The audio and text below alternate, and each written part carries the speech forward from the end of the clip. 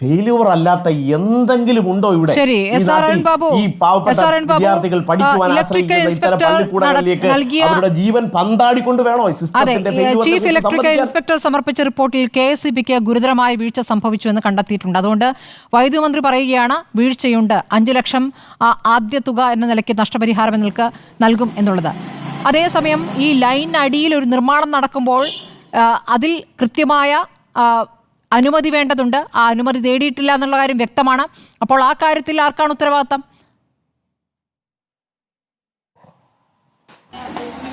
തീർച്ചയായിട്ടും ഞാൻ അതിന് മറുപടി പറയാം. അതിനു മുമ്പ് 1-2 കാര്യങ്ങൾ കൂടി വ്യക്തത വരുത്തേണ്ടതായിട്ടുണ്ട്.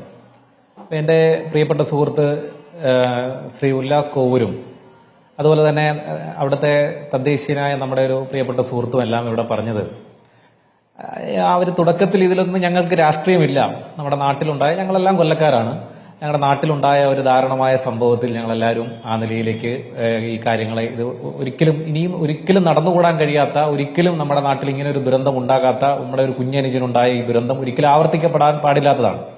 അപ്പൊ അത് ആ നിലയിലാണ് വർത്തമാനം എല്ലാവരും പറഞ്ഞു തുടങ്ങിയത്. പക്ഷെ ഇപ്പൊ അവസാനം എങ്ങനെയാണ് നിൽക്കുന്നത്? കൃത്യമായ രാഷ്ട്രീയമാണ് അവരതിനകത്ത് മൂടിവെച്ച് അവതരിപ്പിക്കുന്നത്. ഒന്ന്, ഞാൻ തുടക്കത്തിൽ പറഞ്ഞു CPIM എവിടെയും സ്കൂൾ നടത്തുന്നില്ല എന്ന് കൃത്യതയോടുകൂടി പറഞ്ഞു.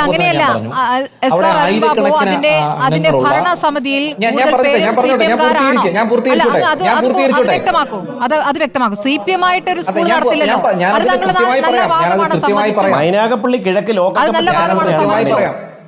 ആ മാനേജ്മെന്റിൽ ഭൂരിഭാഗവും ഞാൻ പറഞ്ഞോട്ടെ, ഞാൻ നിങ്ങൾ ആരും സംസാരിച്ചപ്പോ ഇടപെട്ടിട്ടില്ല. ഞാൻ പറഞ്ഞോട്ടെ, മുഴുവൻ ഭരണസമിതി അംഗങ്ങളും അദ്ദേഹം പറയട്ടെ. അരുൺ ബാബു വിശദീകരിക്കട്ടെ. അവിടെ ഒരു 1000-ലധികം അംഗങ്ങളുള്ള അവര് തെരഞ്ഞെടുക്കുന്നതിൽ CPM-ന്റെ ഭാഗമായിട്ടുള്ള ആളുകൾ ഉണ്ട് എന്ന് തന്നെയാണ് പറഞ്ഞത്, അല്ലാതെ ഇല്ല എന്നല്ല. എത്ര പേരുണ്ട്? എല്ലാം വ്യക്തമായ സ്ഥിതിക്ക് അങ്ങേക്ക് ആ എണ്ണം അറിയാമല്ലോ. അവിടെ ഒരു ജനകീയമായി തെരഞ്ഞെടുക്കപ്പെട്ട ഭരണസമിതിയാണ്. എത്ര പേരുണ്ട് ഭരണസമിതിയിൽ CPM-കാരായി? അങ്ങേക്ക് അറിയാമല്ലോ, പറഞ്ഞോളൂ. അതുമായി ബന്ധപ്പെട്ട് അത് പരിശോധിക്കേണ്ടതാണ്. CPM-ന്റെ ഭാഗത്തുള്ള ആളുകൾ ഇല്ല എന്ന് ഞാൻ പറഞ്ഞിട്ടില്ല. CPM-ന്റെ ഭാഗമായിട്ടുള്ള അവരാണ് ഭൂരിപക്ഷം എന്ന് സമ്മതിക്കുന്നുണ്ടോ? ഞാൻ പറഞ്ഞു. അല്ല, ഭൂരിപക്ഷം അവരാണ് സമ്മതിക്കുന്നുണ്ടോ?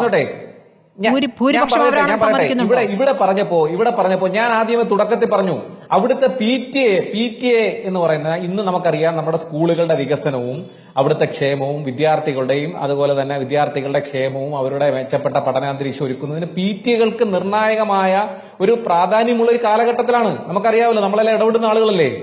PTA-യുടെ പ്രസിഡന്റ് കോൺഗ്രസിന്റെ ആളാണ്, കോൺഗ്രസിന്റെ മുൻ പഞ്ചായത്ത് പ്രസിഡന്റാണ് പ്രിയപ്പെട്ട ഉല്ലാസ് കോവൂർ.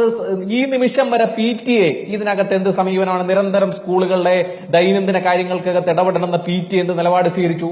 പോട്ടെ, മൈനാഗപ്പള്ളിയിലെയും തേവലക്കരയിലെയും പഞ്ചായത്ത് ഭരണസമിതികൾ UDF ആണ്. മാനേജർ ആരാണ്? സ്കൂൾ മാനേജർ, പ്രതിഷേധം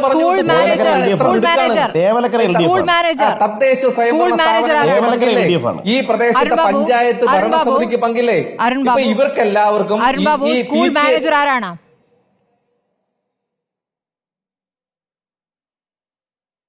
ലോക്കൽ കമ്മിറ്റി സെക്രട്ടറിയാണ് സ്മൃതി.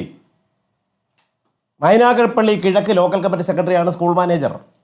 ഞങ്ങൾ വന്നിരുന്ന് ഇങ്ങനെ കള്ളം പറയേണ്ട കാര്യമില്ലല്ലോ. ഈ നാട്ടിൽ നിങ്ങളുടെ റിപ്പോർട്ടേഴ്സ് ഉണ്ട്, അന്വേഷിക്കാമല്ലോ. ഉച്ചകഞ്ഞി വാർഡ് മെമ്പറെ ഉത്തരവാദിത്തം ഉണ്ടായിരിക്കാം, പക്ഷേ PTA മാത്രമാണോ? ഒരു കാര്യം, ഉച്ചകഞ്ഞി വിതരണ കമ്മിറ്റിയിൽ പോലും ഈ സ്കൂൾ നിൽക്കുന്ന വാർഡ് അംഗത്തെ ഉൾപ്പെടുത്താത്തതിന്റെ കാരണം UDF മെമ്പറാണ് എന്നുള്ളതുകൊണ്ടാണ്. ഞങ്ങളൊക്കെ ഈ ചുറ്റുവട്ടത്തുള്ള ഈ പൂർവ്വ വിദ്യാർത്ഥികളാണ് ഈ സ്കൂളിലെ. ഈ സ്കൂളുമായി ബന്ധപ്പെട്ട് ഒരു പരിപാടികളിലും മറ്റ് അതർ പാർട്ടിയിലുള്ള ഒരാളിനെയും പങ്കെടുപ്പിക്കില്ല. അങ്ങനെ ഒരുപാട് ഞങ്ങളെ കൊണ്ട് പറയിപ്പിക്കരുത്. ഈ സ്കൂളിൻ്റെ നടത്തിപ്പുമായി ബന്ധപ്പെട്ട് കമ്മ്യൂണിസ്റ്റ് മാർക്സിസ്റ്റ് പാർട്ടിയിലെ സുഹൃത്തുക്കൾക്ക് തന്നെ അഭിപ്രായ വ്യത്യാസമുണ്ട്.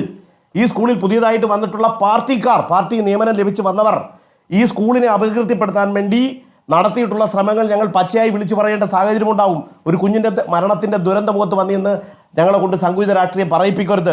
ശാസ്താംകോട്ട പോലീസിലോ DYSP ഓഫീസിലോ അന്വേഷിച്ചാൽ അറിയാം ഈ സ്കൂളിൽ ഇത് നടത്തിപ്പുമായി ബന്ധപ്പെട്ട് അടുത്ത കാലത്തുണ്ടായിട്ടുള്ള അനാരോഗ്യകരമായ പ്രവണതകളെക്കുറിച്ച് ഈ ശാസ്താംകോട്ട പോലീസ് സ്റ്റേഷനിൽ ഇവിടുത്തെ ഉച്ചക്കഞ്ഞി വിതരണത്തിന്റെ കാര്യം താങ്കൾക്ക് കൃത്യമായി അറിയുമ്പോൾ ശ്രീ ഉല്ലാസ് കോവൂർ ഈ സ്കൂളിലെ ഈ കെട്ടിടത്തെക്കുറിച്ചും ഇവിടെ തൂങ്ങി നിൽക്കുന്ന ഈ വൈദ്യുതി ലൈനെ കുറിച്ചും കൂടി ബോധമുണ്ടല്ലോ. അതെ, ഞാൻ ചോദിക്കുന്നത് അങ്ങത് പറഞ്ഞു ഞാൻ ചോദിക്കുന്നത് ഈ വൈദ്യുതി ലൈൻ ഇങ്ങനെ വീണ് കിടക്കുന്നത് നിങ്ങൾക്ക് ശ്രദ്ധയിൽപ്പെട്ടിട്ടില്ലേ? നിങ്ങൾ ശ്രദ്ധയിൽ വന്നിരുന്നോ? വൈദ്യുതി ലൈൻ താഴ്ന്നു കിടക്കുന്നു, രക്ഷകർത്താക്കൾ അടക്കം നിരവധി തവണ പരാതി പറഞ്ഞു. ഇപ്പോൾ പുതിയതായിട്ട് വാർത്തകൾ വന്നു. ഞങ്ങളെ അവിടെ ഒന്നും ഒരു കാര്യത്തിനും അടുപ്പിക്കാറില്ല. ഞാൻ പറഞ്ഞത് ഉച്ചക്കഞ്ഞി വിതരണ കമ്മിറ്റിയിൽ പോലും. ശ്രീ അരുൺ ബാബു കേൾക്കാമോ? അല്ല, എനിക്ക് ഈ കാര്യങ്ങൾ കേൾക്കാൻ വേണ്ടി കഴിഞ്ഞിട്ടില്ല. എന്റെ ശബ്ദം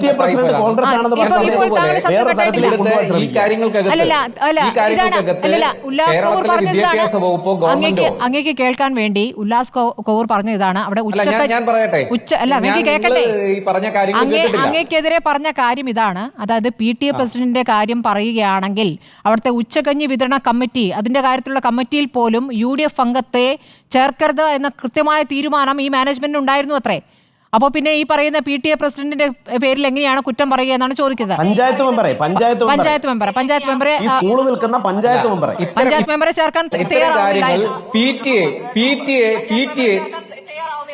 അതല്ലേ PTA ഇത്തരം കാര്യങ്ങളിൽ ശ്രദ്ധയിൽപ്പെടുത്തിയിട്ടുണ്ടോ? തദ്ദേശ സ്വയംഭരണ സ്ഥാപനങ്ങൾ ഇത്തരം വിഷയങ്ങളുമായി ബന്ധപ്പെട്ട് ഇന്ന് സമരം നടത്താൻ വന്ന ആളുകൾ ഇത്തരം വിഷയങ്ങൾ മുൻപ് ശ്രദ്ധയിൽപ്പെടുത്തിയെന്ന് പറയുന്നു. ഇത് കേക്ക്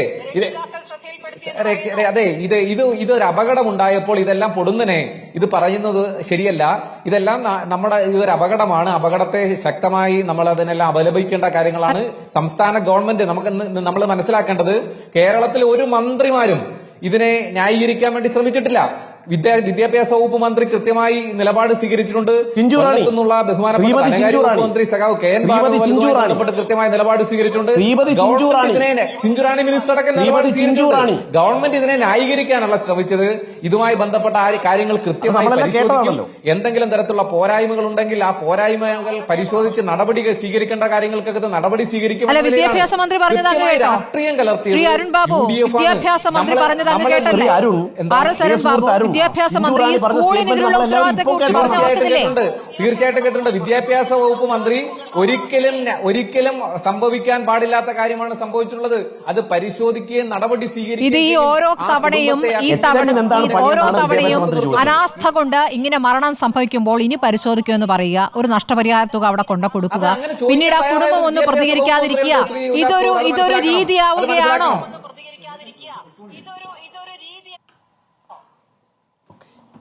പ്രിയപ്പെട്ട സ്മൃതി, നിങ്ങൾ മനസ്സിലാക്കേണ്ടത് ഇതൊരു അപകടമാണ്.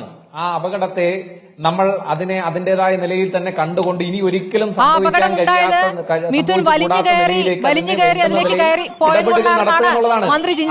രാഷ്ട്രീയമായി കാണുമ്പോൾ നിങ്ങൾ മനസ്സിലാക്കേണ്ടത്, നിലമ്പൂർ തെരഞ്ഞെടുപ്പിന്റെ ഘട്ടത്തിൽ ഷോക്കേറ്റ് മരിച്ച ആളുടെ അന്ന് ഇവിടെ ഉണ്ടായ തെരഞ്ഞെടുപ്പ് സമയത്തെ കോലാഹലങ്ങൾ കണ്ടാണ്. തെരഞ്ഞെടുപ്പിന് ശേഷം എന്താണ് UDF പിന്നെ അതിനെടുത്തൊരു നിലപാട് എന്താണ്? കോട്ടയത്ത് ഇപ്പോൾ UDFന്റെ നിലപാട് എന്താണ്? കോട്ടയം മെഡിക്കൽ കോളേജുമായി ബന്ധപ്പെട്ട് അതെല്ലാം 1-2 ദിവസക്കാലത്തേക്ക് തെരഞ്ഞെടുപ്പ് രാഷ്ട്രീയത്തിന് വേണ്ടി ഉപയോഗിക്കുന്ന നിലയിലേക്ക് ഒരു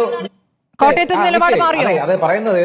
അത് ഇത്തരത്തിൽ അതായത് രാഷ്ട്രീയ പിന്നീട് കോൺഗ്രസ് എന്ത് നിലപാട് സ്വീകരിച്ച് അതിൽ വിട്ടില്ലേ?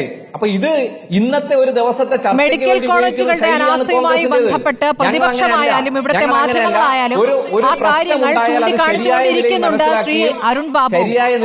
അതിൽ സിസ്റ്റത്തിന് പിഴവ് പറ്റിയെന്ന് മന്ത്രി തന്നെ പറയുകയും സിസ്റ്റത്തെ ശരിയാക്കാനുള്ള ശ്രമങ്ങൾ ഉണ്ടാകുമെന്ന് പറയുകയും ചെയ്തത് വീഴ്ചയിൽ നിന്ന് തിരുത്തുമെന്നാണല്ലോ, വീഴ്ചയുണ്ടായി എന്ന് തന്നെയാണല്ലോ. ഒരു മരണത്തിന് ശേഷമുള്ള പ്രതികരണത്തിൽ ഈ രൂപത്തിലാണോ അതിനെ കാണേണ്ടത്?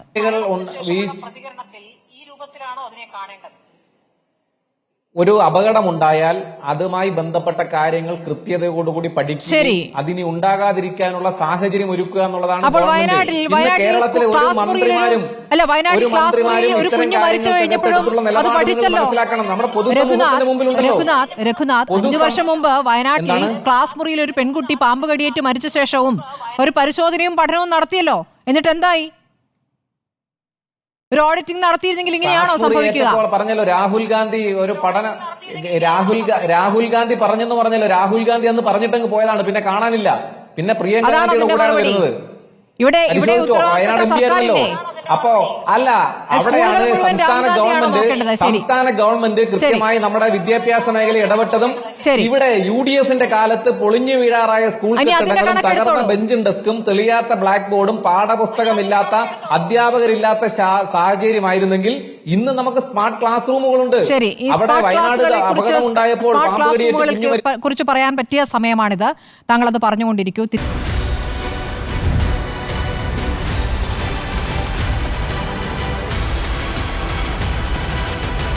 ഡിബേറ്റ് വിത്ത് സ്മൃതി പരുത്തിക്കാട്.